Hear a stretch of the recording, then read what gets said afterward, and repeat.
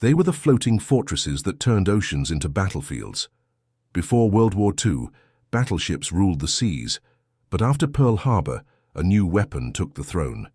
Some were massive floating cities, others were small, slow, and barely armed. From the burning decks of Midway to the endless waves of the Pacific, this is how America's aircraft carriers changed the world forever. When Japan's planes struck Pearl Harbor, America's battleships were burning, but the carriers were gone. Out at sea, by sheer luck, every U.S. carrier had missed the attack. What began as a disaster became a revelation. The age of the battleship was over. From that moment, power on the ocean wasn't measured in guns or armor, but in how many planes a ship could launch. The U.S. Navy turned its full industrial might toward one goal, building floating airfields that could reach any enemy, anywhere in the world. Within months, small shipyards became factories for giants. Crews trained day and night, learning to fight, land, and repair under fire. And by 1942, America's first generation of true fleet carriers was ready to strike back. They were the giants of the sea, fast, armored, and carrying more firepower in their hangars than any battleship ever could. The first to take the fight back were the Lexington-class carriers, Lexington and Saratoga. Built from unfinished battlecruisers, they were enormous, experimental, and dangerous to operate. But they proved one thing. The aircraft carrier could project power farther than any naval gun. Next came the Yorktown class, Yorktown, Enterprise, and Hornet. These ships formed the heart of the fleet during the war's darkest months. At the Battle of the Coral Sea, Lexington was lost, but Japan's advance was stopped cold. A month later at Midway, planes from Yorktown and Enterprise caught the Japanese fleet by surprise. 4 enemy carriers went down in flames. The victory came at a cost. Yorktown sank beneath the waves, but her sacrifice marked the turning point of the Pacific War. Out of that hard-won lesson came the Essex-class, 24 massive fleet carriers built with American industry at full throttle. Each carried around 90 aircraft, launched at 33 knots, and could shrug off punishment that would cripple lesser ships. From Tarawa to Okinawa, these steel cities darkened the skies with aircraft and defined the word overwhelming. The Essex carriers were powerful, but they took time to build, and in war, time was blood. The Navy needed more flight decks, now. So engineers looked to what they already had, cruiser hulls sitting unfinished in shipyards. In a bold move, they cut them open, rebuilt their tops, and created the Independence-class light carriers. They were smaller, faster, and ready in half the time. Each carried about 30 aircraft, just enough fighters and bombers to protect the fleet or strike a distant island. Their crews called them tin flat tops.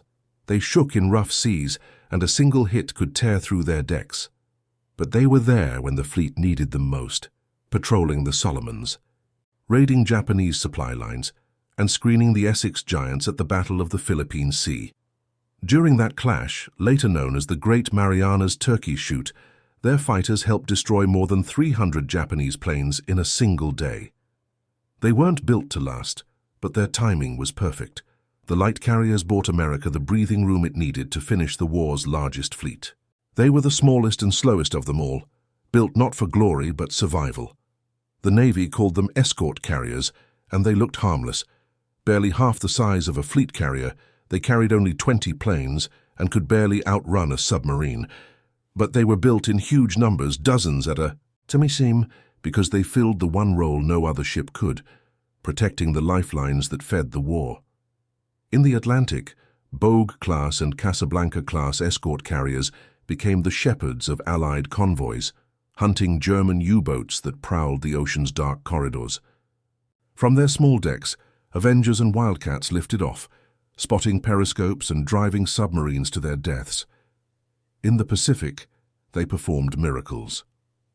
During the Battle off Samar, a few escort carriers and destroyers faced a Japanese fleet so powerful it should have crushed them in minutes.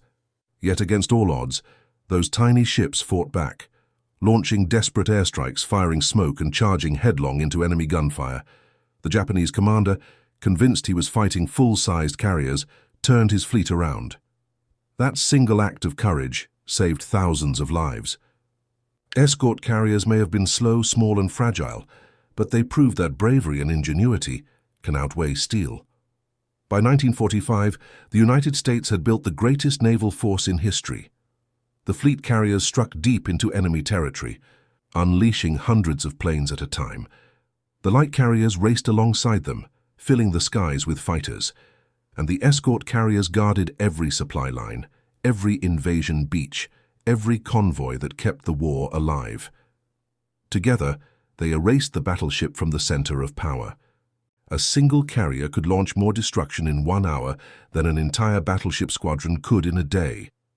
When Japan surrendered aboard the USS Missouri, it was the carriers that lined the horizon behind her, silent proof that the age of the gun was over.